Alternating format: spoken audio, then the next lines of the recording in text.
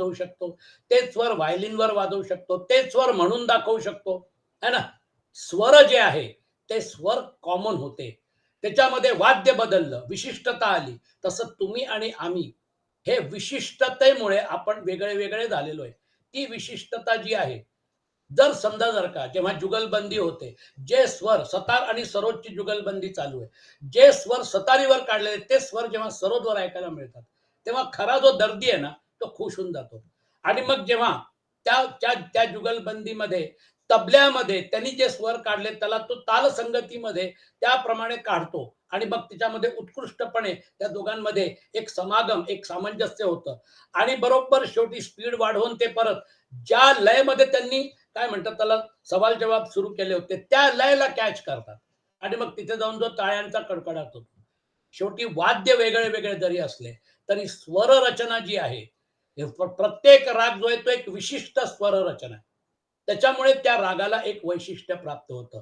पण स्वर बेस आहे ना, त्या 22 श्रुती म्हणा किंवा ते जे 12 स्वर आहेत, मंद्र सप्तक, मध्य सप्तक, तार सप्तक, तो जो खेळणारा जो एक नाद आहे, त्या नादामधली जी विशिष्टता आहे, त्या विशिष्टतेवर एवढं मोठं संगीताचं साम्राज्य उभं राहिलं. What is the base? तो जो बेस आहे, त्या बेसला जर पकडलं तर लक्षात येतं की रे जो आहे, हा जर समजा का शुद्ध असेल आणि तो जर समजा जर का है ना थोडा बदलला, तर तो जो आहे तो वेगळ्या पद्धतीने म्हणता येतो. आता हा जो भाग आहे, तर कोमल रे आणि शुद्ध रे हा जो भाग आहे याच्यामधला तुम्हाला भेद कळला. बऱ्याचदा प्रॅक्टिस करावी लागते. आता जसं आहे सारे ग म सारे ग म पद नि सा सारे ग म पद नि सा, बघा बदललं. राग बदलून जातो, थाट बदलून जातो. थोडक्यात तुम्ही तो स्वर जो आहे थोडा खाली घेतला की मग तो कोमल होतो आणि त्या नॉर्मल याच्यामध्ये म्हटलं की मग त्यानंतर तो शुद्ध राहतो. म जो आहे है ना, तर तो जो आहे तो शुद्ध आणि तो तीव्र जो होतो. म्हणजे थोडक्यात काय माहिती का, की तुम्हाला त्या स्वरांचं कॉम्बिनेशननी वेगळे वेगळे राग तयार करता येतात. स्वर कॉम्बिनेशन वेगळं वेगळं जरी असलं तरी बेस एकच आहे. तसं तुम्ही आणि आम्ही बेस एकच होता, कॉम्बिनेशन वेगळं वेगळं होतं. तुमचं कर्माशय जे आहे त्या कर्माशयाप्रमाणे तुम्हाला अहंकाराला प्रेरणा मिळते. त्या अहंकाराला प्रेरणा मिळाली की त्याप्रमाणे तुमचं मन आणि बुद्धी काम करतं आणि तशी घटना होते तुमच्याकडनं. थोडक्यात कर्माशय बेस आहे. त्या कर्माशयामध्ये जे तुम्ही कर्म केले त्याचा वेगळा अकाउंट ठेवण्याचं जे महत् कार्य त्या स्वभावाने केलेलं आहे, त्याच्यामुळे you act differently, I act differently. तुमचं जे आहे तुमचं आयुष्य वेगळ्या मार्गाने जातं, माझं आयुष्य वेगळ्या मार्गाने जातं. एक घरामध्ये जे लोक आहेत त्यांचं पण आयुष्य वेगळं वेगळं आहे. ते प्रत्येक जण जे आहेत ते त्यांच्या आयुष्याचं केंद्र होतात. याचा अर्थ हा की आज जर समजा जर का तुमच्या घरामध्ये मूल जन्माला आलं, त्याचं आयुष्य सध्या तुमच्यावर अवलंबून आहे. एक स्टेज अशी येईल की तुमचं आयुष्य त्याच्यावर अवलंबून राहील. बदलत राहणार या सगळ्या गोष्टी. आणि म्हणून हे रिलेटिव्ह जे आहे, हा जो भाग आहे याला सोडून द्यायचं. त्यातला जो बेस आहे तो बेस पकडायचा. त्याच्यामध्ये सामान्य जे आहे जो बेस आहे दॅट इज इम्पॉर्टंट. विशिष्ट जे आहे त्याला रिजेक्ट करा. सरोद मधून निघाला काय आणि सतारी मधून निघाला काय आणि व्हायलिन मधून निघाला काय आणि म्हटलं काय व्होकल, फरक काय पडला? ते स्वर पकडता आले ना. जे त्यांनी म्हटलं ते त्यांनी सतारीवर वाजवलं, जे त्यांनी म्हटलं ते त्यांनी सरोदवर वाजवलं, व्हायलिनवर वाजवलं. तीच तर ब्युटी आहे. म्हणून विशिष्ट आणि सामान्य याच्यामध्ये सामान्याला जर पकडता आलं, त्या आत्मतत्वाला पकडता आलं, तर ते ज्ञान जे आहे त्याला भगवान कृष्ण म्हणतात अविभक्तम विभक्तेषु तज्ज्ञानम विद्धि सात्विकम. म्हणून आपण कुठल्याही विषयाची साधना जी करतो, त्या साधनेमध्ये आपली साधना जी आहे ती जेव्हा अजून खोल जाते, तेव्हा मग त्या बेसला आपल्याला पकडता येतं. आणि तो जो बेस पकडला सोअहम, सोहम साधना, मी ते आहे, मी ते आहे, सोहम रिमाइंड करावं लागतं. अहंकार जर कार काढून टाकला तर आपलं काम होतं. आणि मग त्यानंतर आपल्याला खऱ्या अर्थाने सगळीकडचं जे परमात्म तत्व आहे, जे खेळतं आहे, त्याचा साक्षात्कार होतो. म्हणून अविभक्तम विभक्तेषु तज्ज्ञानम विद्धि सात्विकम, हे आपलं अल्टिमेट एम आहे. पण आता आपल्या सामान्य लोक काय करतात, पृथक्त्वेन तु यज्ञानम नाना भावान पृथक विधान वेत्ति सर्वेषु भूतेषु तज्ज्ञानम विद्धि राजसम. परंतु ज्या ज्ञानाने मनुष्य सर्व भूतांमध्ये भिन्न भिन्न प्रकारांचे अनेक भाव वेगळे जाणतो, ते ज्ञान तू राजस समज. मी वेगळा, तुम्ही वेगळे, तुमचा कर्माशी वेगळा, तुमची एक आयुष्याची जडणघडण वेगळी, माझ्या आयुष्याची वेगळी. हा जो भाग आहे याच्यावरच तर सगळा व्यवहार चालतोय ना. आज तुम्ही बघा, जे लोक एका ताटात जेवत होते, जे मित्र होते, आता ते शत्रू झाले. काय बदललं? त्या कर्माशयामध्ये बदल होणारे परिणाम त्यांना दिसत नाही. पण त्या कर्माशयामध्ये होणारे परिणाम जे आहेत, त्या परिणामाचं मॅनिफेस्टेशन जे आहे, आज वेगळा पक्ष स्थापन करायचा की नाही करायचा, मग त्याच पक्षामध्ये राहून त्या पक्षाच्या चिन्हावर क्लेम करायचं. पक्षप्रमुख 2 है ना? चिन्ह जो आहे ते एक, मग आता कुणाला ते चिन्ह मिळणार? सगळे लोक मजा बघतात आहेत, सगळे लोक टाइमपास करतात आहेत. आणि एवढं सगळं झाल्यानंतर ते काय म्हणतात माहितीये का? अहो, आमचे फक्त मतभेद आहेत, मतभिन्नता आहे. आम्हाला त्यांच्या म्हणजे त्यांच्याशी तसं काही वैर नाहीये. म्हणजे आम्ही सगळे एकच आहोत. आम्हाला आपसात काही वैर नाही. पण आम्ही जे स्टेटमेंट करणार, आम्ही जो तिथं असेंब्लीमध्ये जो एक काय म्हणतात त्याला चेव आणणार, है ना? ते जे आवेश आणणार, मग हे सगळं काय आहे? हे सगळं खोटं आहे हो. आमचे फक्त मतभेद असतात.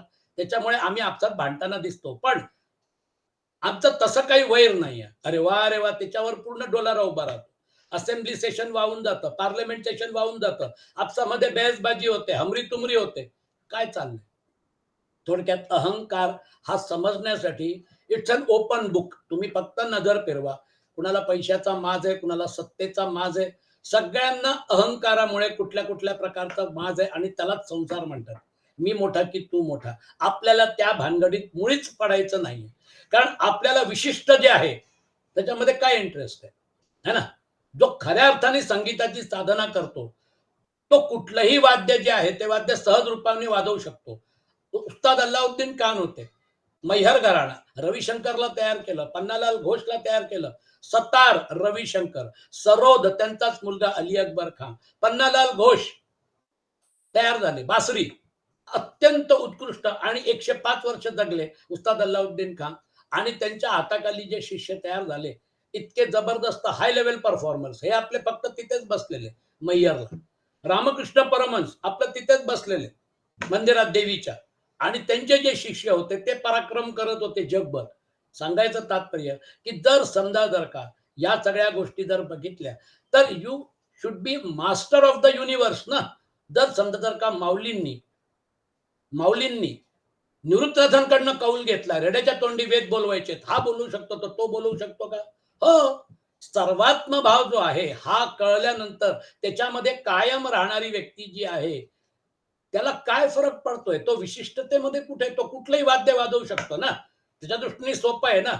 तसं हे जे आहे, हे निवृत्तीनाथांना ती जी सिद्धता होती, सर्वात्म भाव, विश्वात्मके देवे, सर्वभूतात्म भूतात्मा. तुम्ही जीवभाव सोडला, विशिष्टता सोडली, की तुम्ही सर्वात्म भावातच आहात ना. ते जे आहे, ते जितकं स्वाभाविक आपल्याला संगीताच्या उदाहरणाने मी सांगितलं, तसंच स्वाभाविक तुम्ही जर अॅनलाईज केलं, तर तुमच्या शरीराला चालवणारी शक्ती, माझ्या शरीराला चालवणारी शक्ती, ते ओज, ते तेज एकच आहे. जसा एकच सूर्य या पूर्ण सौर मंडळाला पूर्ण ऊर्जा प्रदान करतो. पृथ्वीवरच्या सगळ्या घडामोडीचा तो विटनेस आहे. शिवाय त्याच्याच ऊर्जेमुळे हे सगळं चाललेलं आहे. उद्या जर समजा का सूर्याची ऊर्जा बंद झाली, सूर्य जर गायब झाला, सूर्य नष्ट झाला, तर पृथ्वी कोणाच्या भोवती फिरेल? मग पृथ्वी जी आहे, ती पृथ्वी पण नष्ट होईल. हे सौरमंडल नष्ट होईल. हा जो भाग आहे, सो सूर्य इज द विटनेस. तो कायमस्वरूपी विटनेस आहे. तो विटनेस तेव्हाही होता जेव्हा अलेक्झांडरने आक्रमण केलं. Alexander the great, Napoleon the great, Hitler the great, सगळे एक ग्रेट येऊन गेले, सगळे गेले. तो सूर्य याचा साक्षी होता. पृथ्वीवरच्या घटना ज्या आहेत त्या त्याच्या साक्षीत्वात झाल्या, त्याच्या ऊर्जेमुळे झाल्या. पण त्याला काय फरक पडतोय? तसला प्रकार आहे ते. आत्मतत्व ते आहे. म्हणून आता राजस जो आहे तो वेगळं बघतो आणि तामस जो आहे त्याचा तर काही विचारायलाच नको. यत्तु कृष्णवदे कस्मिन् कार्ये सक्तम हेतुकम अतत्वार्थवदल्पम च तत्तामसमुदाहृतम. परंतु जे ज्ञान एका कार्यरूपी शरीरातच पूर्णासारखे आसक्त असते, तसेच जे युक्ती शून्य, तात्विक अर्थाने रहित आणि तुच्छ असते, ते तामस म्हटले गेले आहे. तथाकथित जे रॅशनलिस्ट आहे, बुद्धिवादी जे आहेत, ते म्हणतात आम्ही या शरीराच्या पलीकडे काही मानत नाही. एवढं मोठं तुमचं जे भौतिक विज्ञान आहे, ते म्हणतं या शरीराच्या पलीकडे आम्हाला काहीही घेणं-देणं नाही. बरं हे शरीर कसं तयार झालं? एका सेलपासून तयार झालं. हे एका सेलपासून एवढं कॉम्प्लिकेटेड शरीर कसं तयार झालं? त्याला कसं कळलं, की आता मला नख व्हायचंय, मला डोळे व्हायचे, मला कान व्हायचेत, मला केस व्हायचंय. हा जो प्रोग्राम आहे, या प्रोग्रामचं काय कारण आहे? ते सगळं तुम्हाला काय करायचंय? तुम्हाला पण माहिती नाही मला पण माहिती नाही. कशाला डोकेफोडी करताय? 100 वर्ष आयुष्य आहे. एन्जॉय करा ना. पैसे कमवा, एन्जॉय करा. या विचारसरणीचे चार्वाक लोक जे आहेत, ऋणं कृत्वा घृतं पिबेत, भस्मीभूतस्य देहस्य पुनरागमनं कुत. एकदा शरीर जळून गेलं, मग त्यानंतर कोण परत येणार आहे? कसलं तुमचं हे लोक परलोक वगैरे घेऊन बसलेला आहात आणि कर्मगती, जन्म, पुनर्जन्म वगैरे. Sorry mister Joshi, I don't believe in this. आहेत ना, पुण्यामध्ये पण तुम्हाला असे भरपूर विद्वान भेटतील. हे जगभरात आहेत. भौतिक विज्ञानाचा पगडा एवढा जबरदस्त आहे, की आज या तामस मनोवृत्तीमध्ये, या तामस बुद्धीमध्ये beyond the body there is nothing. अरे ती जी कंटिन्युइटी आहे, या अवस्था बदलत आहेत या शरीरामध्ये, पण ती कंटिन्युइटी जी आहे, ज्याचा कुणी नाश नाही करू शकत, त्याला पकड. त्याच्या या जन्माच्या मागच्या जन्मात जा, त्याच्या पुढच्या जन्मात, हे सगळा जो कंटिन्युइटीचा भाग आहे. आणि याच्या पुढं भूलोक जे आहे, भुव स्व मा जन तप सत्यम, या सगळ्या लोकांतर मध्ये पूर्ण ज्ञान प्राप्त करणारे जे ऋषीमुनी होते, त्यांच्या दृष्टीने मृत्यू जे आहे, it was only a transition. आणि म्हणून भगवान कृष्ण म्हणतात, अर्जुना कशाला घाबरतोय? ते जे आहे, कौमारन यौवनंजरः तथा देहांतर प्राप्ती धीरस्तत्र न मुह्यती. आपण कुमार अवस्थेमधून तारुण्य अवस्थेत येतो, तारुण्य अवस्थामधून वार्धक्याकडे जातो.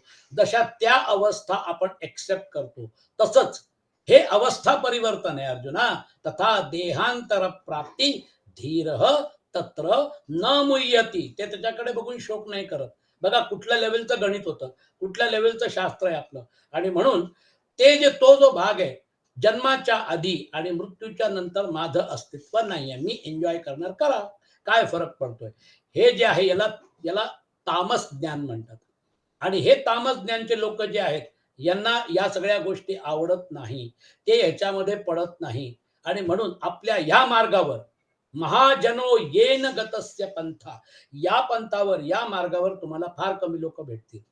काळजी करू नका, लोक कमी आहेत, तो त्यांचा भाग आहे ना. शेवटी हे जे अमृत आहे, जे कृष्णाने अर्जुनाला दिलेलं आहे, त्याचं अमृतपान करायचं की नाही, तो प्रत्येकाचा वैयक्तिक प्रश्न आहे. म्हणून अतत्वार्थम अतत्वार्थवदल्पम च तत्तामसम उदारतम. हे तामसाचं उदाहरण आहे. यांची अल्पबुद्धी आहे. या शरीरात राहून जर फक्त भौतिकवादच करायचा असेल, तर याला तुम्हाला मग करा, काही फरक नाही पडत. आता पुढचा जो भाग आहे, म्हणजे हा झाला ज्ञानाचा भाग. आता पुढचा भाग कर्म.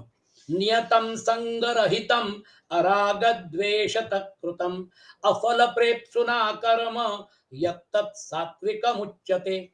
जे कर्म शास्त्र विधीने नेमून दिलेले असून कर्तेपणाचा अभिमान न बाळगता फळाची इच्छा न करणाऱ्या माणसाने राग व द्वेष सोडून केलेले असते, ते सात्विक म्हटले जाते. आपल्या सगळ्या चिंतनाचा एक मार्ग क्लिअर झाला. रोल वेगळा, तुम्ही वेगळा. रोल जो आहे, त्या रोलला व्यवस्थित करा. त्याच्यामध्ये काही कॉम्प्रोमाइज करायची गरज नाही. पण त्या रोलच्या बाबतीत आसक्ती कशाला पाहिजे? तो रोल जो आहे, तो तुमच्या बरोबर जात नाही. तो जो आहे, तो संसाराचा भाग आहे आणि तो त्या युनिव्हर्सल प्रोग्रामिंगच्या तहत तुमच्याकडनं करवून घेतला आणि मग तो पुढे सरकतो. आपल्या आधी अनेक लोकांनी रोल केले, ते परत आले का? त्यांनी रोल केला. आता ती परिस्थिती तशी आहे का? नाही. ते आपला रोल प्ले करून निघून गेले. तशी परिस्थिती पण बदलून गेली. तसं वर्तमान परिस्थिती जी आहे, ज्याच्यामध्ये आपले रोल आपल्याला खरे वाटतात आहेत, ही परिस्थिती पण बदलत राहणार. ती परिस्थिती बदलली, की मग त्यानंतर तुमचे आधीचे मित्र जे होते ते आता गेले. आता ते तुमच्या आयुष्यात नाहीये. नवीन मित्र येणार.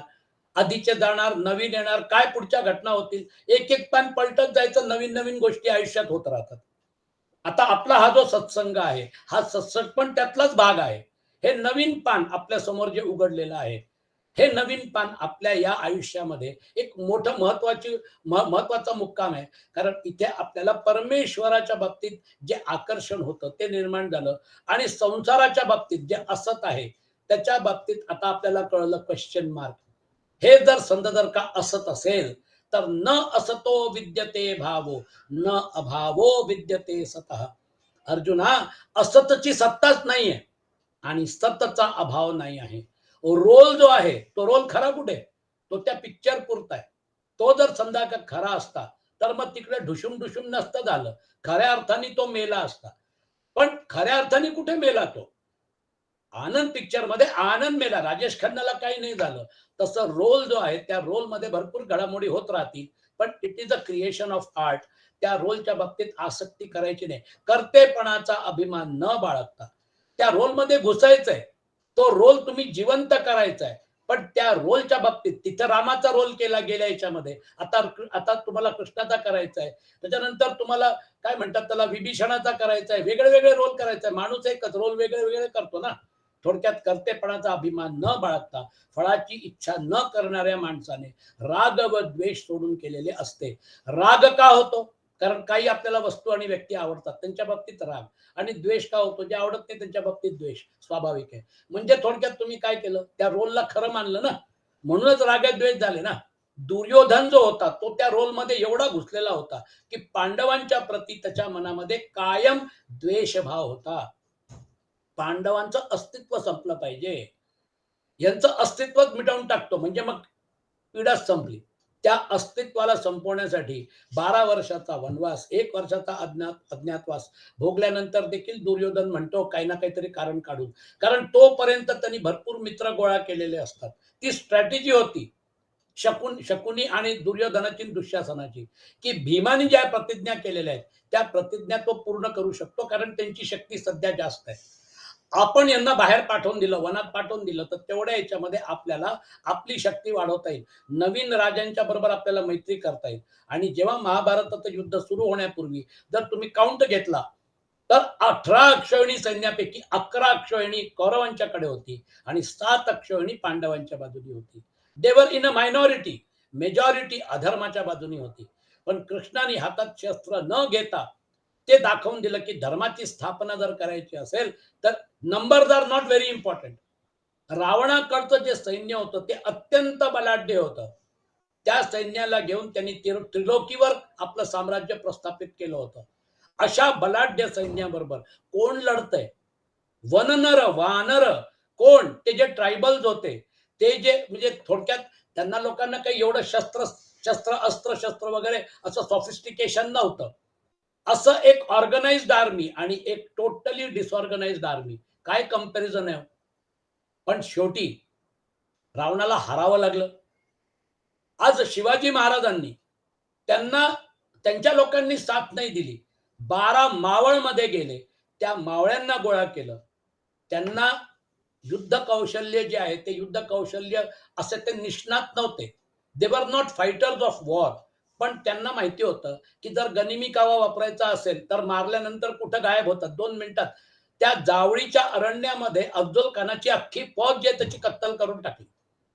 शिवाजी महाराजांना माहिती होतं की आपल्याकडे संख्याबळ नाही. त्यामुळे संख्याबळ जरी नसलं तरी युक्तीने त्यांनी शाहिस्ता खानाला पळवून लावलं. त्यांनी आपली युक्ती वापरून कमी मावळे जे आहेत त्यांच्यामध्ये त्यांनी तानाजी मालुसरे वगैरे सारखे असे जे म्हणजे हंबीरराव मोहिते सारखे असे तयार केले. काय त्यांच्यामध्ये जान फुंकली असेल, जीवावर उदार झालेले लोक त्यांना भेटले आणि एवढा स्वराज्य उभं राहिलं. सांगायचं तात्पर्य, धर्म जो असतो त्याच्या बाजूने लढणारे जरी कमी असले तरी पण धर्माची स्थापना जी आहे ती जर समजा करायची असेल तर ते परमेश्वरी कार्य असतं. आणि म्हणून त्या कर्माच्या बाबतीत आसक्ती ठेवू नका, फळाच्या बाबतीत आसक्ती ठेवू नका. रोल प्ले करा आणि तुमचा रोल झाल्यानंतर त्याच्यातून फुरसत व्हा. फळ परत घेण्यासाठी परत रोल प्ले करायला नाही यायचं. परत परत जन्म आणि मृत्यूच्या चक्रात नाही पडायचं. राग व द्वेष सोडून केलेले असते ते सात्विक म्हटले जाते. अर्जुन हा बिचारा सात्विक प्रवृत्तीचा होता, त्यामुळे त्याला वेदना होत होत्या की मला जो रोल प्ले करायचा आहे त्याच्यामुळे माझ्याच कुटुंब नष्ट होईल, माझेच लोक मारले जातील, म्हणून त्यांनी गांडीव ठेवून दिलं. त्याची सात्विक प्रवृत्ती असल्यामुळे त्याला तशी प्रेरणा झाली. दुर्योधनाला का नाही झाली? दुःशासनाला का नाही झाली? कर्णाला का नाही झाली? शकुनीला का नाही झाली? जयद्रथाला का नाही झाली? असं काय होतं त्यांच्याकडे नव्हतं? पण त्यांची प्रेरणा का बरं अशी झाली की ते तर मेलेच, आपल्या बरोबर अनेक सैनिक जे होते त्यांना पण त्यांनी म्हणजे ते पण मारले गेले. यत्तु कामेप्सुना कर्म साहंकारेण वा पुनः क्रियते बहुलायासम तद्राजसमुदारतम. परंतु जे कर्म अतिशय परिश्रम पूर्वक तसेच भोगांची इच्छा करणाऱ्या किंवा अहंकार बाळगणाऱ्या माणसाकडून केले जाते ते राजस म्हटले जाते. ते राजस कर्म आहे. ईषणा ज्या असतात त्या ड्राईव्ह करतात. लोकेशणा. आज मी आता कॉर्पोरेटर आहे, मग मी एमएलए होणार, मग मी एमपी होणार, मग मी प्राईम मिनिस्टर होणार, मग मी राष्ट्रपती होणार. ही क्षणा चालू आहे. श्रमपूर्वक खूप मेहनत करतोय का तर पैसे कमवायचे, खूप मेहनत करतोय का तर प्रतिष्ठा कमवायची, खूप मेहनत करतोय. 19 तास काम करतात. ज्यांच्याकडे ते करोडोपती आहेत, ते आपला वेळ जो आहे तो 1 मिनिट देखील फुकट घालवत नाही. ते म्हणतात मी 1 मिनिटाला एवढं कमवतो, तुझं पूर्ण आयुष्यात कमवणार नाही. मग आता त्याला जर समजा का म्हटलं की आता तुझा समजा का एवढं कमवतोय, बरोबर काही घेऊन जाणार नाही, तर आता एन्जॉय करणार, रिलॅक्स कर. तो म्हणणार तुम्ही मला शिकवू नका हो, तुमच्यासारखे शिकवणारे भरपूर भेटले, मला माझ्या मार्गाने जाऊ द्या. 19 तास 20 तास काम करतोय आणि शेवटी काय झालं, आयसीयू मध्ये ऍडमिट झाला, नळ्या लागलेल्या आहेत, व्हेंटिलेटर लागला आणि संपलं. शरीर सोडलं, विषय संपला, सगळं इथेच राहिलं. मग कशासाठी पळालंस? त्याला स्वतःलाच कळत नाही की तो का पळतोय. क्रियते बहुलायासम. चालू आहे आपलं, हे करतोय, ते करतोय, असं करतोय, तसं करतोय. कशासाठी करतोय, फॉर व्हॉट? हे तुला कुठे घेऊन जाणार आहे, यातून तुला काय मिळणार आहे? मंथुनी नवनीता तैसे घे अनंता, ते कुठे राहिलं, ते तर बाजूलाच राहिलं. मग जर का आला राहिला आणि गेला असं जर समजा का प्रत्येकाचा विषय असेल, तर तिथे जर समजा का तुम्ही किती घुटमळलात तरी शेवटी गोळाबेरीज जे आहे ते काय मिळालं, काय तुम्हाला काहीच नाही मिळालं. आणि म्हणून राजस जे आहे ते तुम्हाला संसारामध्ये फार गुंतवून ठेवतं. ते जे आहे ते एवढं हवी होतं की जर का आपल्याला जर समजा का त्यांना म्हटलं की अरे 1 तास 168 तासामधून 1 तास परमार्थाला द्या, प्रपंच बाजूला ठेवा ना, आहे ना बाकी वेळ. ते 1 तास पण नाही देऊ शकत. का नाही देऊ शकत? कारण प्रपंचाचं बंधन जे आहे ते बंधन सुटत नाही. ते जे राजस आहे ते ड्राईव्ह करत हे करायचंय ते करायचंय. 1 तासाने काही नाही होणार. जर समजा का तुम्ही ठरवलं तर प्रपंचाबरोबर परमार्थ करायचा आहे, त्यामुळे थोडा वेळ परमार्थासाठी काढावा लागेल. त्याशिवाय परमार्थ नाही होणार. प्रपंचासाठी जर एवढा वेळ आपण देऊ शकतो, तर परमार्थासाठी 1 तास द्यायला काय प्रॉब्लेम आहे? तो देत नाही, त्याचं कारण आहे की ती जी राजस वृत्ती आहे. परंतु जे कर्म अतिशय परिश्रमपूर्वक तसेच भोगांची इच्छा करणाऱ्या किंवा अहंकार बाळगणाऱ्या माणसाकडून केले जाते, ते राजस म्हटले जाते. आणि म्हणून आपल्याला त्याच्यात पण पडायचं नाहीये. आणि मग खालचं जे आहे तामस, त्याचं तर काही विचारूच नका. म्हणजे ते काय म्हणतात ना, absolutely to be discarded. Anubandham क्षयम हिंसाम अनवेक्ष च पौरुषम मोहादारभ्यते कर्म यत्तत्तामसमुच्यते. जे कर्म परिणाम, हानी, हिंसा आणि सामर्थ्य यांचा विचार न करता केवळ अज्ञानाने केले जाते ते तामस होते. बघा, रशियाने युक्रेन आक्रमण केलं, एवढे लोक विस्थापित झाले, देश बेची राख झाला, पण त्या माणसाचा अहंकार जो आहे तो शांत नाही झाला. पुढे पाय टाकलेला आहे, आता माघार घेणे नाही. एक एक माणूस मारला गेला. रावणाचा मुलगा मारला गेला, मेघनाद मारला गेला, कुंभकर्ण मारला गेला, पण रावणाने माघार नाही घेतली. किती लोकांनी समजून सांगितलं सीतेला रामाकडे परत पाठवून दे, युद्ध संपून जाईल. शेवटपर्यंत नाही ऐकलं, शेवटी तोही मेला. दुर्योधनाला समजावून सांगितलं इंद्रप्रस्थ पांडवांना देऊन टाक, विषय संपवून टाक, कशाला उगाच भांडण तंटे निर्माण करतो. देणार नाही. युद्धाशिवाय एक सुईच्या अग्रावर मावणारी भूमी देखील मिळणार नाही. कसला अट्टहास! हिंसा, हानी आणि सामर्थ्य यांचा विचार न करता केवळ अज्ञानाने केले जाते, ते तामस होते. आता त्या दुर्योधन, तो तामस वृत्तीचा दुर्योधन, त्याच्या बाजूनी 11 अक्षौहिणी सेना लढत होती. मेजॉरिटी त्या बाजूला होती. शेवटी युद्ध झालं, त्याच्यामध्ये तो मारला गेला. तो आणि दुःशासन तर मारले गेले, त्याच्याबरोबर त्याचे 98 भाऊ जे होते तेही मारले गेले. द्रोणाचार्य मारले गेले, भीष्म मारले गेले, कर्ण मारले गेले, जयद्रथ मारला गेला, शकुनी मारला गेला. काय झालं? शेवटी काहीच नाही भेटलं. कपट कारस्थानं केली. कशासाठी? कुणासाठी? हे सगळं कशासाठी करताय? विचारच करायची गरज नाही. चालू दे गेम. अरे कुरु सभेमध्ये तुम्ही कुलवधूला बोलवून तिचा अपमान करताय आणि ती बिचारी हात जोडून विनंती करते आणि भीष्म उत्तर देत नाही, कृपाचार्य उत्तर देत नाही, द्रोणाचार्य उत्तर देत नाही. त्या कुलवधूचा जो अपमान झाला, ती जी आहे त्याच्यामुळे तिथं ठिणगी पडलेली आहे महाभारत युद्धाची. आणि म्हणून हा जो भाग आहे, मोहात आरभ्यते कर्म यत्त तामसम उच्यते. आता पुढचं ते समजून सांगतात, ते नेक्स्ट पॉइंट. जसं आपलं कर्म आणि ज्ञान समजून सांगितलं, तसं धृती आणि बुद्धी हे पण ऑपरेशनल असतात. फार पॉवरफुल टूल्स आहेत. धृती म्हणजे हॅबिट. जी सवय लागते ना माणसाला, ती सवय एकदा लागली की मग ती सवय सुटत नाही. एक सामान्य उदाहरण देतो. काही लोक पेपर वाचतात. तो पेपर वाचल्यानंतर नीट घडी घेऊन ठेवतात. ज्या ज्या प्रमाणे तो पेपर आला होता बाहेरून, तसंच ती घडी तुम्हाला दिसेल त्यांनी पेपर वाचल्यानंतर. काही लोक काय करतात, पेपर वाचल्यानंतर एक पान इकडे, एक पान तिकडे, असं तसं सगळं झालं. अरे पण पेपर वाचल्यानंतर आता तुझं काम झालं, पण तो पेपर व्यवस्थित घडी करून ठेव ना. मग त्यानंतर त्यांचे मतभेद होतात. कारण ज्याला ती सवय लागलेली आहे पेपर व्यवस्थित वाचून ठेवण्याची, तो तसंच ठेवेल. ज्याला नाही आहे तो तसंच राहील. हॅबिट.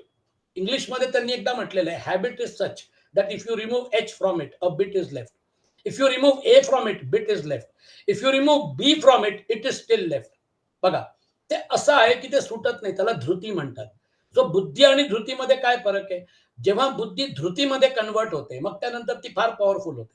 एकदा हॅबिट फॉर्मेशन झालं, मग त्यानंतर काय वाटेल ते झालं तरी तो ती हॅबिट सोडत नाही. म्हणून बुद्धी आणि धृती दोन्ही महत्वाचे आहेत.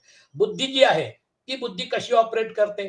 ती बुद्धी अशी ऑपरेट करते. मुक्त संगो नहम वादी धृत्युत्साह समन्विता सिद्ध्य सिद्ध्यो निर्विकार करता. हा, करता येते नंतर मग बुद्धी आहे. सॉरी. हा, मुक्त संगो नहम वादी धृत्युत्साह समन्वितः सिद्ध्य सिद्ध्यो निर्विकार करता सात्विक उच्चते. जो करता आसक्ती न बाळगणारा, मी माझे न म्हणणारा, धैर्य व उत्साहाने युक्त, कार्य सिद्ध होवो न होवो त्याविषयी हर्ष शोकादी विकारांनी रहित असलेला तो सात्विक म्हटला जातो.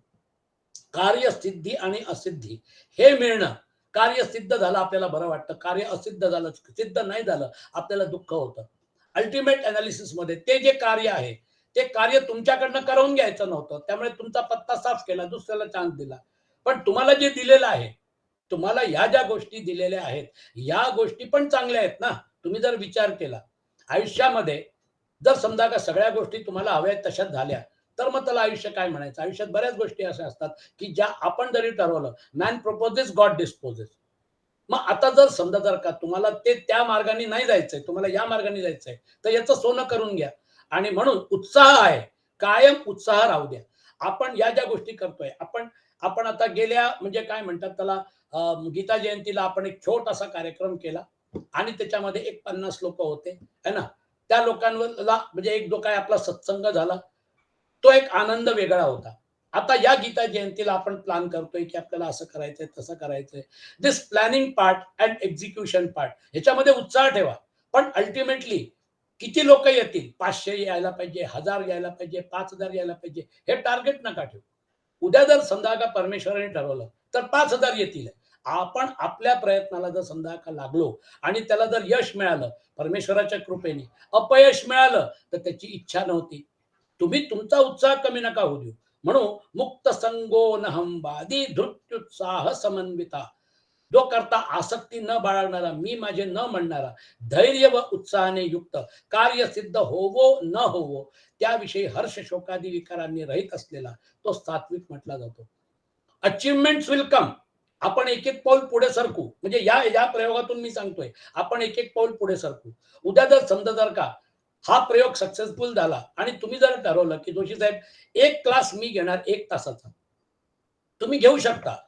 आपले हे जे सगळे तुम्ही जे या या काय म्हणतात त्याला सत्संगामध्ये भाग घेताय, यांच्याकडे अनुभव आहे. जसं मी त्याचा माझ्या माझ्या अनुभवावरून तुम्हाला उदाहरण देतो, तर तुम्ही पण देऊ शकता. आज तुम्ही फक्त ऐकताय, उद्या तुम्ही आज शिकताय, उद्या तुम्ही शिकवाल. झालं ना, तुम्ही आयुष्यात पुढे सरकलात. आणि काय शिकवताय? लोकांना त्या गोष्टी शिकवताय ज्या त्यांच्या आयुष्यात फारच आवश्यक आहे. तशी जर समजा काय सोय झाली तर everybody of you can be a teacher. तुमच्या आयुष्यामधली प्रगती जी आहे, जेव्हा तुम्ही शिकवता, तेव्हा मग ती गोष्ट जी आहे, ती गोष्ट तुमच्या पूर्ण 3 शरीरांमध्ये बिंबते. मग त्यानंतर यू तुमच्या ते म्हणजे you that is part of your life. आणि मग तुमचं आयुष्य तसं होतं. म्हणून श्रवण मनन मनन निधिध्यासनला तुम्हाला चान्स मिळतो जेव्हा तुम्ही तो विषय प्रत्येक वेळी आपल्या मनात आपल्या बुद्धीत घोळत राहतं आणि मग त्यानंतर तुम्हालाच कळत नाही तुमचं आयुष्य कसं बदललं, तुमचे विकार दूर होऊन जातात. आणि म्हणून तो पण भाग जो आहे स्वतःला तुम्ही पुढे म्हणजे काय म्हटलं अपस्केल करू शकता आणि तो भाग जो आहे तो तुम्ही प्रत्येकाने केला पाहिजे. आणि म्हणून सिद्ध सिद्ध्यो निर्विकार करता सात्विक उच्चते. तुमच्यामध्ये उत्साह आणि धैर्य हे कायम राहू द्या. आणि मग त्यानंतर अल्टिमेटली छान झालं, परमेश्वराची इच्छा, छान झालं आणि त्यांनी तुमच्याकडनं करवून घेतलं. That is the biggest achievement. तुम्ही केलेलं आहे असं तुम्हाला जे वाटतंय कार काढून टाका. अहम, you are destined for that job. मग त्यानंतर बघा तुम्हाला किती सॅटिस्फॅक्शन मिळतं. कार्यक्रम छान झाला, सगळं व्यवस्थित झालं, that is a satisfaction in it self. That is the biggest achievement. कार्यक्रम छान झाला, फाईन ना. पण तो कार्यक्रम जो आहे त्याच्या मागे जे सगळे योग होते है ना, हे सगळे योग तुम्हाला दिसत नाही ना. लग्न जरी म्हटलं तरी त्याच्या बाबतीत श्लोक काय आहे? तदेव लग्नम सुदिनं तदेव ताराबलं चैव बलं तदेव विद्याबलं दैवबलं तदेव लक्ष्मीपते तेङ्ग्रियुगं स्मरामि. तदेव लग्नम सुदिनं तदेव ताराबलं चंद्रबलं तदेव. हे सगळे बळ एकत्र आलेले आहेत.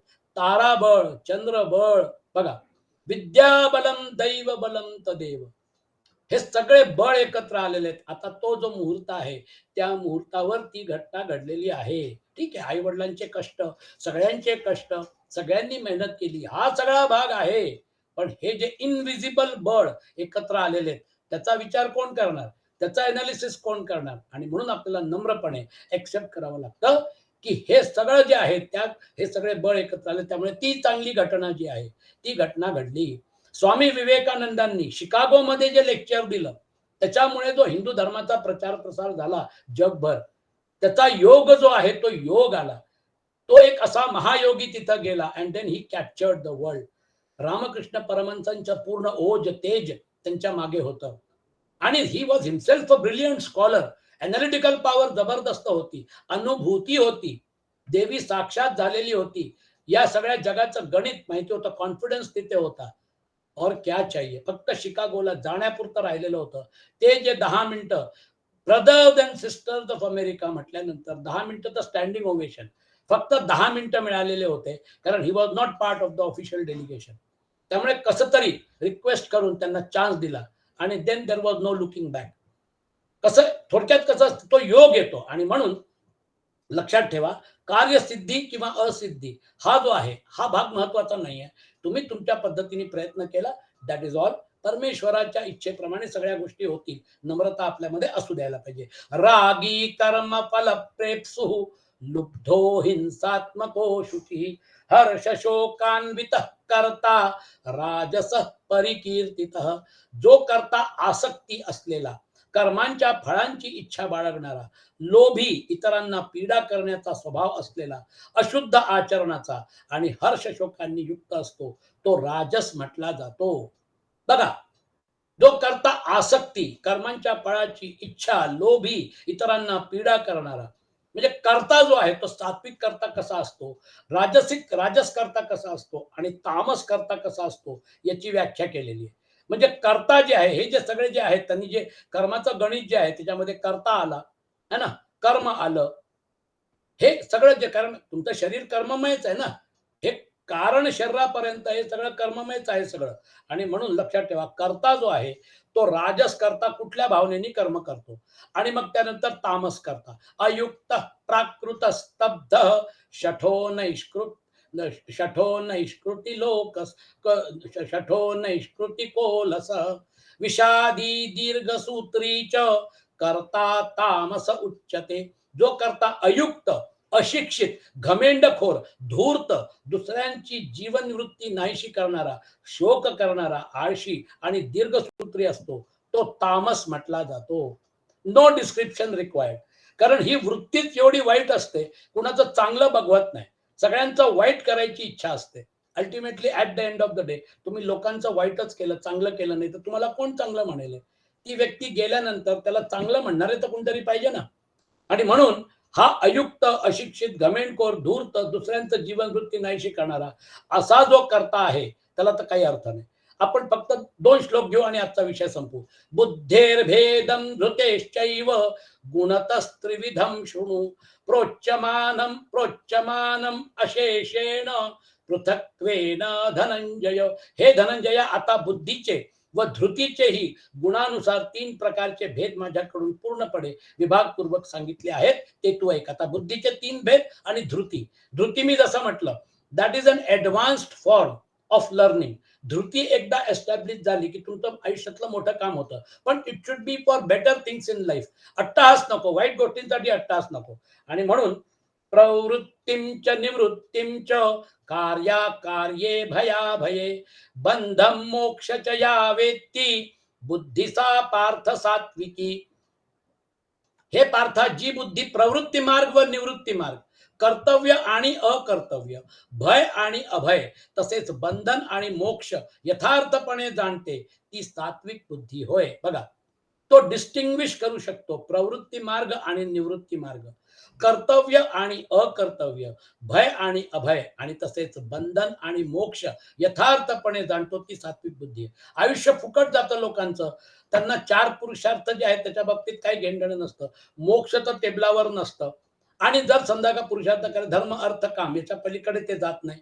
अधर्मानी अर्थार्जन करतात, असे बरेच लोक आपल्याला भेटतील. पण आपली जर समजा काय प्रवृत्ती मार्ग काय आहे, निवृत्ती मार्ग काय आहे, तुम्ही या सगळ्या याच्यामध्ये असून देखील तुम्ही निवृत्त असू शकता, किंवा तुम्ही हे सगळं सोडून संन्यास घेऊ शकता. पण संसारात राहून जर असंग असेल तर काय फरक पडतोय? तो जो आहे तो निवृत्ती मार्गीच आहे. त्याला फक्त आवश्यकता या संसारामध्ये जरी असले, त्यामुळे ऋषी मुनी जे संसारात राहून पुरुषार्थ करायचे, जे संसारात राहून परमार्थ करायचे, त्यांनी कसा केला असेल? त्यांना प्रवृत्ती मार्ग आणि निवृत्ती मार्ग याचं संपूर्ण ज्ञान होतं. कर्तव्य आणि अकर्तव्य, तुमचं विहित कर्तव्य जे आहे, तुम्हाला जॉब असेल तर जॉब, तुम्हाला जर बिझनेस करायचा तर बिझनेस, हे तुमचं विहित कर्तव्य करा ना, काय प्रॉब्लेम नाही. त्या कर्तव्यामध्ये जर तुम्हाला करायचं असेल तर तुम्ही तुमचे नियतम कुरु कर्मत्वम कर्म ज्यायो ही अकर्मणा. तुमचे नियत कर्म करा. कर्म ज्यायो ही अकर्मणा, कर्म न करण्यापेक्षा कर्म करणं श्रेष्ठ आहे. आणि कर्तव्य आणि अकर्तव्य, भय आणि अभय, कृष्ण 18व्या अध्यायात देखील म्हणतात ना, तो जो म्हणजे काय काय म्हणतात त्याला, तुम्हाला योग आपलं हे दानम, ते जे त्यांनी सांगितलेलं आहे की हे 3 गोष्टी ज्या आहेत त्या गोष्टी केल्याच पाहिजे, है ना.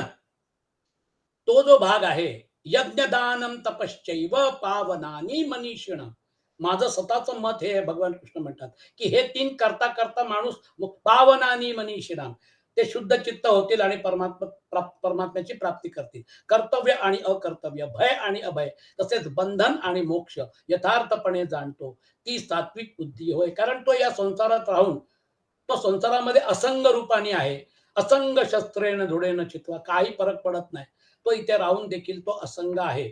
आणि म्हणून त्याला हे माहिती आहे की संसारात राहून मोक्ष कसं प्राप्त करायचं, ते निर्लिप्तपणा त्याच्यामध्ये आहे. आता जो राजसिक आहे तो काय करेल, यया धर्मम अधर्मम च कार्यम च कार्यमेव च अयथावत प्रजानाती बुद्धिसा पार्थ राजसी. हे पार्थ, मनुष्य ज्या बुद्धीमुळे धर्म आणि अधर्म तसेच कर्तव्य आणि अकर्तव्य यथायोग्य रीतीने जाणत नाही, ती बुद्धी राजसी होय. त्याला कर्तव्य आणि अकर्तव्य, धर्म आणि अधर्म याच्या बाबतीत तो कन्फ्यूज असतो आणि मग आयुष्यामध्ये चुका करून बसतो. असे तुम्हाला बरेच लोक भेटतील की जे त्यांच्या आयुष्यामध्ये त्यांना काय अचीव करायचंय आणि त्यांना कुठल्या दिशेने जायचंय याच्या बाबतीत त्यांना कायम द्विधा असते, द्विधा मनस्थितीत असतात.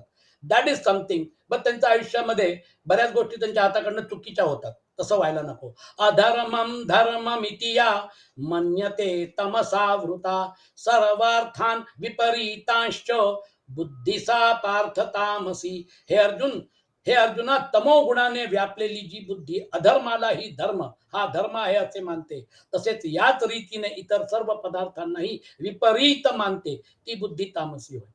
त्याला प्रत्येक गोष्ट त्याला उलट्याच पद्धतीने बघायची सवय लागलेली आहे. तो नॉर्मल याच्यामध्ये नाही राहू शकत. त्याचं ॲबनॉर्मल थिंकिंग प्रोसेस जे असतं ते त्याच्या व्यवहारामध्ये दिसतं, है ना. तो कायम एक म्हणजे काय म्हणतात ना निगेटिव्ह स्टेटमध्ये असतो. आणि म्हणून असे लोक जे असतात, हे केव्हाही काहीही करू शकतात. तिकडनं लोकल येते. तिथे बरेच लोक उभे आहेत लोकल पकडायला आणि अचानक एक व्यक्ती जो आहे, तो त्या लोकलच्या समोर उडी द्यायला जातो. लोकं त्या म्हणजे काय त्यांचं जरी लोकल पकडायची गडबड असते, तरी काही लोकांनी बघितलं आणि त्याला मागे खेचला. अरे काय झालं? काहीतरी आयुष्यामध्ये एवढी लहानशी गोष्ट घडली आणि तो सुसाईड करायला निघाला. थोडक्यात ते जे आहे, ते आयुष्याला कुठल्या प्रकाराने केव्हा घेतील काही सांगता येत नाही. त्यामुळे तो जो भाग आहे, तामसी बुद्धी जी आहे ती डेंजरस, राजसी बुद्धी जी आहे ती डेंजरस, सात्विक बुद्धी जी आहे ती आयडियल. आजचा विषय आपण इथे संपवू. हां. ओम असतो मा सद्गमय, तमसो मा ज्योतिर्गमय, मृत्योर्मा अमृतं गमय. ओम शांती शांती शांती. ओम